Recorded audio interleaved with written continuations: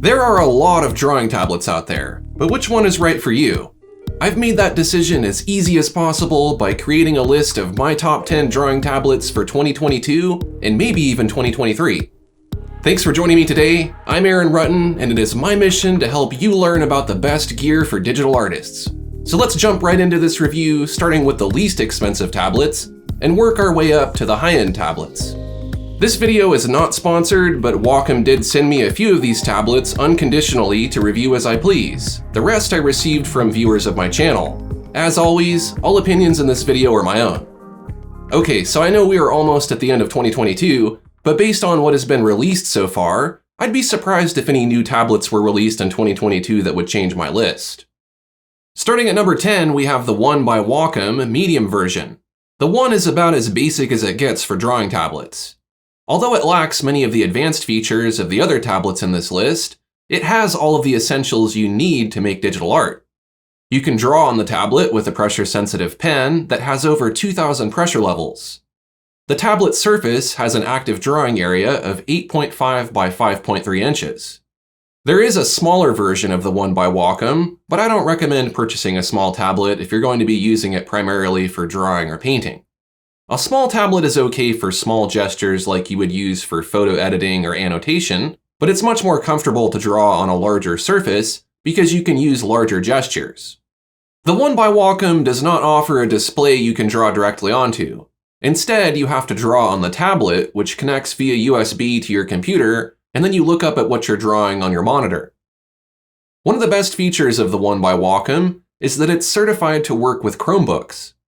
If you are looking for a low-budget digital art setup for yourself or your students, the One by Wacom paired with a Chromebook is one of the cheapest options. We all have to start somewhere, so don't feel discouraged if you can only afford a basic tablet like this. The One by Wacom is far better than any of my first drawing tablets. Even though the One by Wacom is one of Wacom's most affordable tablets, it still offers the same top-notch drawing experience as the more expensive tablets that we'll look at later in this review. Number 9 is a small step up with the Wacom Intuos medium version. The Intuos has an identical active drawing area to the One by Wacom, but it offers a few additional features such as 4,000 pen pressure levels, 4 handy express keys which can be programmed to perform shortcuts, and there is an option for connecting the tablet to your computer wirelessly with Bluetooth. The Intuos is also certified to work with Chromebooks, though as of 2022, we are still waiting on compatibility for the express keys. Additionally, you can connect the Intuos to select Android devices to draw on your smartphone using a portion of your drawing tablet surface. This is better than using your finger, but not great. The Intuos also comes with bundled software that you can use for making art and editing photos. The Intuos is more than twice as expensive as the One by Wacom, so you'll have to weigh whether the express keys and additional pressure levels are worth it. I'll share my opinion on that near the end of this video. My number 8 pick is the Wacom Intuos Pro 2nd generation medium or large. This is the Pro version of the Intuos with top-of-the-line features and specs. At 8.7 by 5.8 inches, the medium Intuos Pro is only slightly larger than the regular Intuos medium, but the large Intuos Pro has a whopping active drawing area of 12.1 by 8.4 inches. Because it's Pro, it's obviously more professional. It supports Wacom's best pen, the Pro Pen 2, which has over 8,000 pressure levels and can support pen tilt, which gives you more control over the shape of your brush. For example, if you're drawing with a pencil, you can use tilt to angle your pencil to shade with the side of it. The Intuos Pro also supports other types of Wacom pens, like the Art Pen, which can sense barrel rotation. Pen tilt and rotation make a huge difference if you're a pro illustrator. There is a reason why flat brushes exist at the art store. On a side note, there is a newer Pro Pen 3, which is not compatible with anything other than the Cintiq Pro 27. The Intuos Pro has a rougher surface compared to the smoother surface of the Intuos and One by Wacom. I personally prefer a surface with a bit of friction because it feels closer to drawing on paper, but it's not for everyone. Fortunately, you can change the feel of the pen and the surface of the tablet with optional nibs and surface textures. The Intuos Pro also offers 8 express keys and a touch wheel, plus it supports touch gestures which can be used to pan and rotate your page and zoom in and out. The Intuos Pro can be connected through USB or wirelessly through Bluetooth. This is the end of the line for tablets without a display. From here on out, these tablets will all have built-in displays that you can draw directly onto. Coming in at number 7 is the Wacom One. You already did this one, Aaron. Hey, it's not my fault Wacom likes to reuse names. This is the Wacom One, not to be confused with the One by Wacom. The Wacom One was released in 2020, and it's a tablet with a built-in display you can draw directly onto. The display quality is decent, but not on the level of the Cintiq Pros. It has a 1080p resolution, which is more than adequate, but not the most accurate color at only 72% of NTSC, which is around 70% of Adobe RGB. While there are advantages to drawing on a display, it's not essential. To be honest, you can make the same quality art on the One by Wacom, which doesn't have a screen, so don't feel like you need the most expensive tablet to be successful at digital art. Nevertheless, I ranked the Wacom One a bit higher than the Intuos Pro because I believe most artists are going to feel more comfortable drawing directly on a screen. But in many ways, the Wacom One is a downgrade from the Intuos Pro with only 4,000 pen pressure levels and a pen that more closely resembles the basic pen that comes with the non-Pro Intuos. And oddly enough, the Wacom One's pen only has one shortcut button, while the entry-level One by Wacom's pen has 2 buttons. It's actually useful to have 2 buttons on your pen, so that might be reason enough to go with the Intuos Pro. At least the Wacom One's pen supports pen tilt, which makes it stand out from the pens included with the Intuos and One by Wacom. On that note, the Wacom One does support additional pens, but only specific EMR pens, and unfortunately not any of Wacom's Pro pens. There is a really neat pencil and ink pen that resemble their traditional counterparts. The Wacom One has an active drawing area of 11.6 by 6.5 inches, which is considerably larger than the Intuos Pro Medium, but only a bit narrower than the Intuos Pro Large, and not as tall. Because of this taller aspect ratio, the large Intuos Pro lends itself better to large gesture drawing. Another notable difference is that because the Wacom One is a display tablet, you will need to connect it to your device with a video cable in addition to the USB cable needed to transmit data. In contrast, the Intuos Pro can be connected wirelessly with Bluetooth.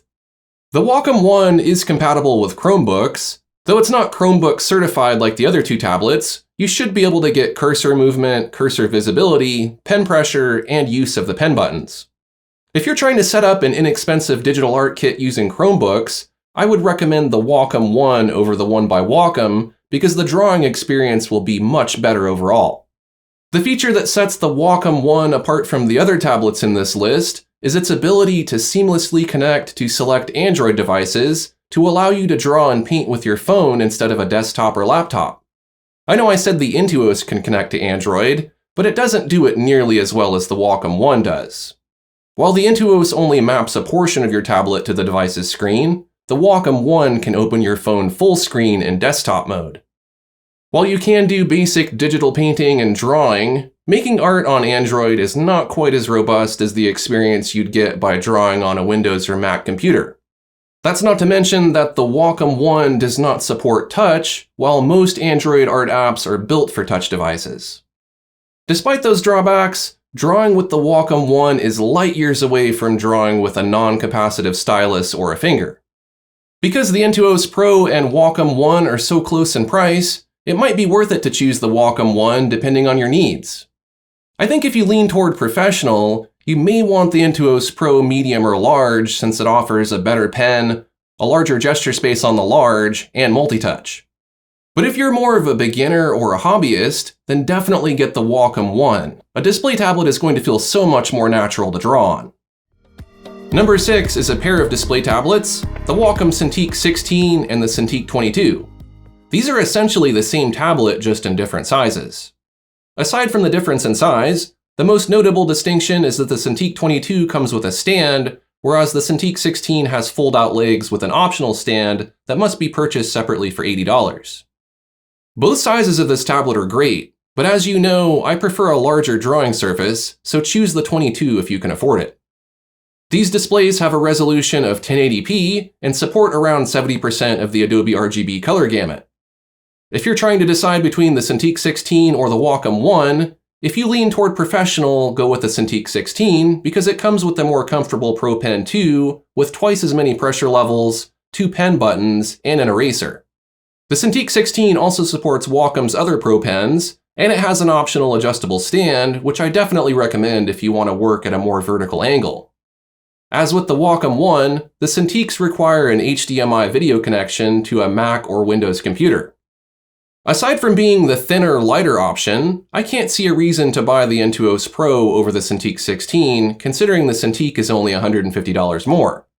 If you're more of a beginner or hobbyist and the pro-level features don't matter to you, save some money and choose the Wacom One. If portability is a concern, the Wacom One has the advantage of being more low-profile than the Cintiq 16, which is far bulkier. Now here's where we start to transition to tablets that are more for professional use.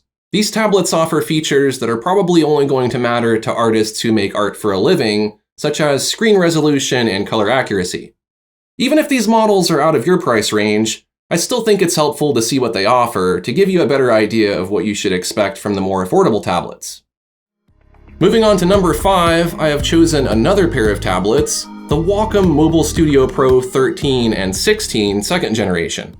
The MobileStudio Pro is essentially a Cintiq Pro that has been combined with a computer.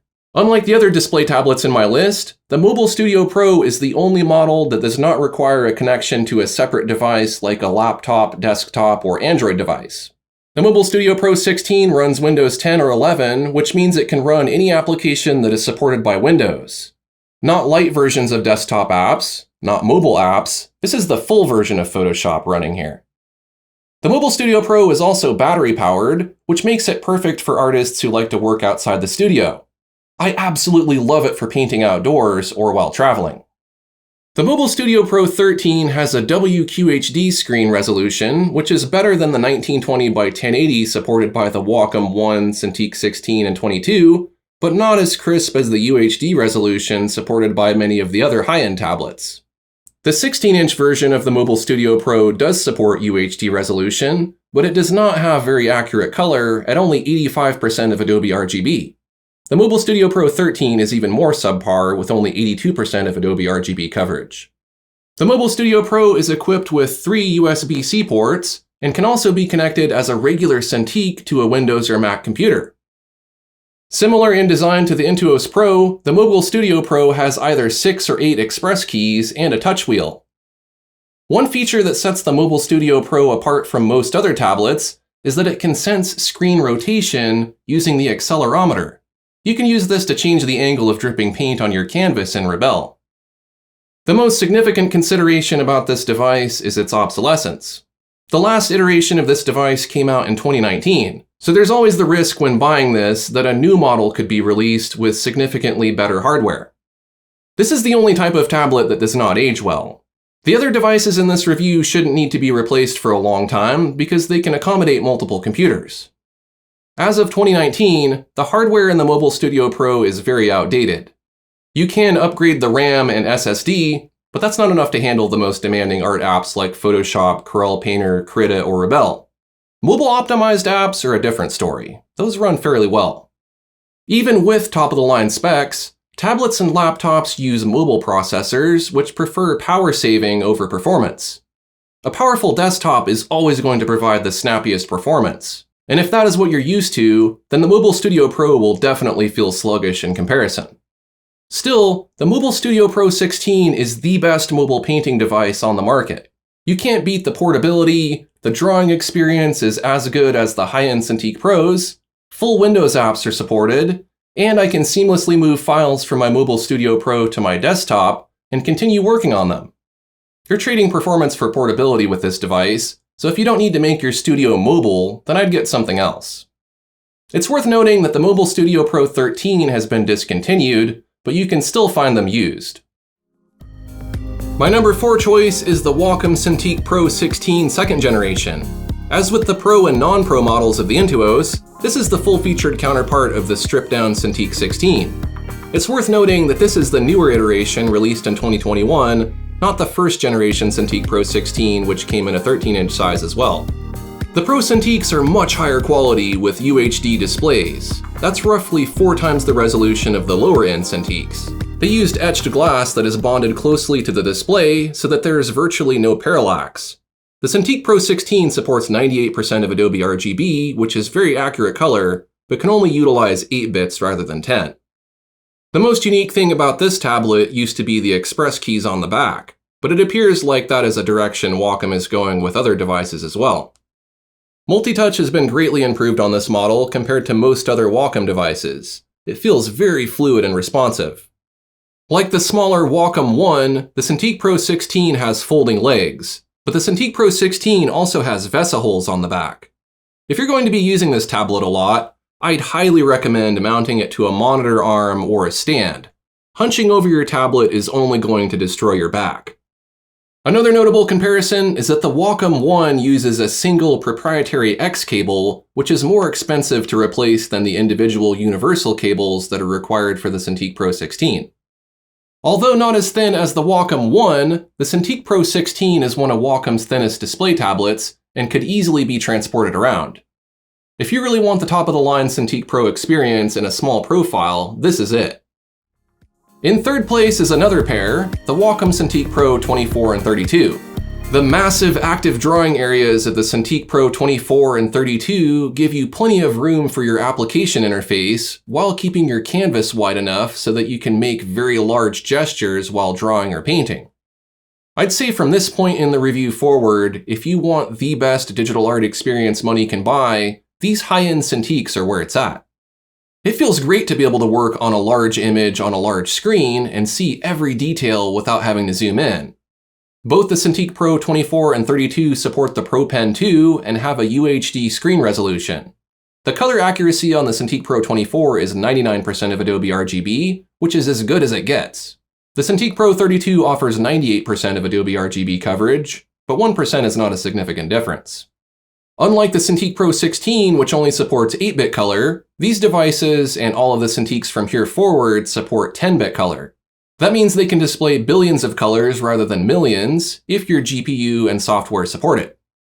Rather than external buttons like those found on the Cintiq Pro 16, the Cintiq Pro 24 and 32 come with an express key remote, which magnetically sticks to the bezel.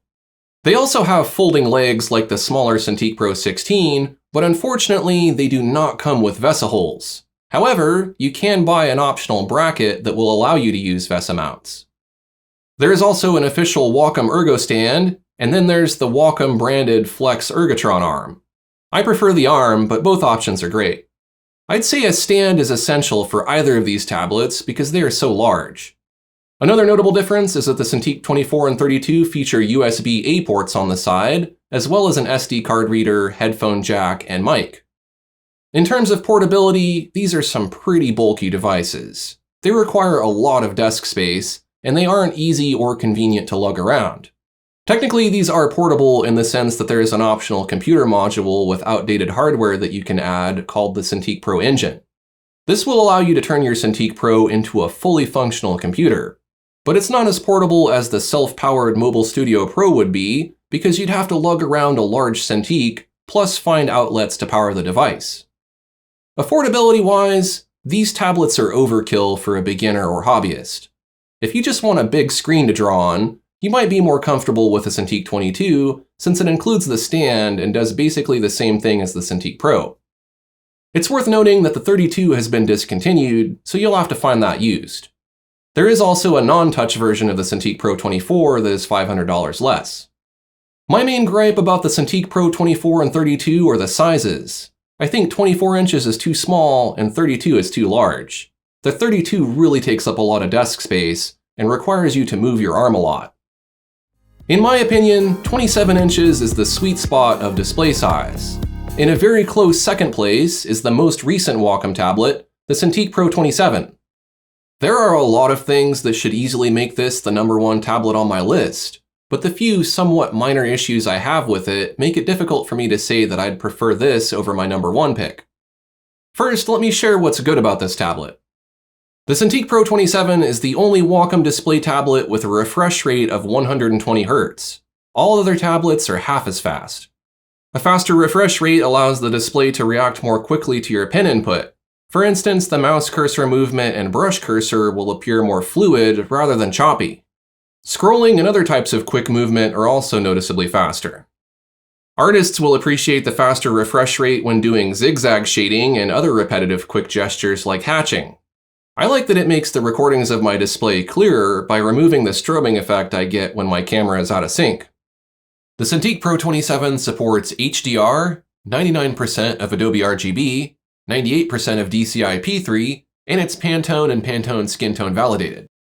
Some other things I like about it are the pen holder, which can be attached in various positions, the environmentally conscious packaging and construction that uses recycled plastic and in many cases no plastic at all. For instance, there are no plastic baggies or zip ties, only paper holding the accessories. And I like the 1/4-inch mounting holes that you can use to attach a webcam. Compared to the Cintiq Pro 24 and 32, the 27-inch model is slimmer. The design is radically different with a more rectangular form that isn't as sloping as the other Cintiq Pros. But that's not all that's been taken away. The bezel is significantly thinner on the Cintiq Pro 27. Too thin in my opinion, since I like having that buffer zone for my hand and pen. Unlike the other Cintiq Pros, there are no folding legs on this device, but there are VESA holes and you can use them to attach the optional $500 Wacom Ergo stand or a monitor arm. Gone are the side USB ports you can use to connect peripherals. However, you can utilize 2 USB ports on the back. Though it's not advertised, these do work. Wacom took away the useful SD card slot, and while I don't use them, the headphone jack and mic are gone too. The docking area for the Express Key remote is no more, but there are now 8 physical Express keys on the back in a grip orientation. Rather than a Windows-based menu to control the display settings, you now have to navigate with the Express keys through a menu built into the device. The newer Pro Pen 3 has fewer features as well. It's missing an eraser, it's easily broken, and the build quality feels very entry-level. Fortunately, the Pro Pen 2 still works on it. And worst of all, the low fan noise option that greatly improves the usability of the Cintiq Pro 16, 24, and 32 is nowhere to be found for the Cintiq Pro 27. Instead, we are stuck with noisy fans that ruin audio recordings and create a distraction. While I could probably overcome most of my complaints about this device, the fan noise is the deal breaker. As a content creator, I record audio almost daily, so I can't stand for unnecessary noise in my studio. Many older Cintiqs are silent, so why are these newer ones not? I really hope that a firmware update fixes the fan noise issue. If it did, I think the Cintiq Pro 27 would probably pull ahead of my #1 pick. But until that day, still topping my list at #1 is the Wacom Cintiq 27 QHD Touch.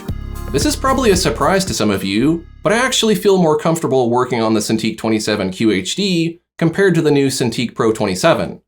At the end of the day, enjoying digital art isn't about having the newest or most expensive tablet, it's about having the one that is best for you. Sure, I like that the Cintiq Pro 27 has a much better display, but I don't like that so many useful features were removed. I can live with a QHD resolution and only 2000 pressure levels. That's not going to hold me back enough to deal with fan noise while I work. In terms of color accuracy, the Cintiq 27 QHD supports 10-bit color, although it only covers 97% of Adobe RGB, which is not significant. While the other Cintiq Pros have a contrast ratio of 1000 to 1, the Cintiq 27 QHD only has 970 to 1, which means the range of contrast is slightly greater on the newer devices. Just like the Cintiq Pros, an optional stand is available which does not support rotation, or you can purchase an inexpensive VESA adapter and connect a monitor arm which does support rotation. Since they are selling for under $1,000 used, I'd say if you can find a Cintiq 27 QHD Touch in working condition, snatch it up. Even the non-touch version would be great if you don't think you'll need touch. If you can't find a Cintiq 27 QHD, honestly, any of the Cintiq Pro tablets are excellent choices if you're looking for the best tablet. Alright, that was my list of the top 10 drawing tablets to buy in 2022. In the event that something is released in 2023 that changes my list, I will update this video. Otherwise, this list will continue to be accurate. I will also mention that the online market is heavily saturated with tablets. Most are poor quality Wacom imitations. Others like the iPad Pro and Microsoft Surface are okay, but there are a lot of factors that hold them back, and they are not very budget friendly. I want you to be successful with digital art, and I don't want you to waste your time or money. So if it feels like I excluded a lot of brands, I did. Only tablets that I would recommend to friends and family made it onto this list. If you'd like to watch in-depth reviews of these tablets, subscribe to my channel and check out my review playlists. I also have a convenient page where you can view and purchase these tablets on my website at aaronrutten.com. I'll link you to those in the description of this video. Thanks for watching, and I'll see you next time.